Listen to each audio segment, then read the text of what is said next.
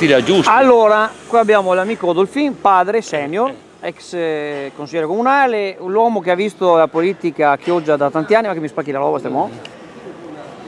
Allora, tu prima mi hai fermato tu. Allora, vuoi fare una risposta a chi critica questo vostro, diciamo, confluenza su il sindaco Giuseppe Casson? Sì.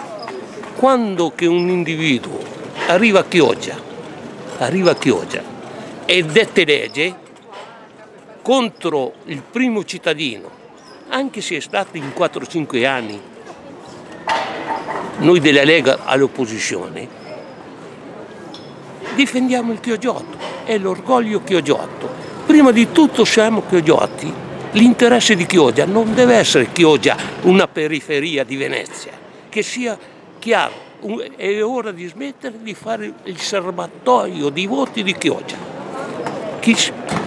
Il signor Brugnaro si deve mettere in testa che Chioggia è la seconda città della provincia di Venezia, quindi ha merito e dobbiamo amministrarsi da solo, come che la Lega a me mi ha insegnato di essere padrone in casa nostra. Quindi non guardo di essere della Lega, guardo prima di tutto essere orgoglio chioggiotto.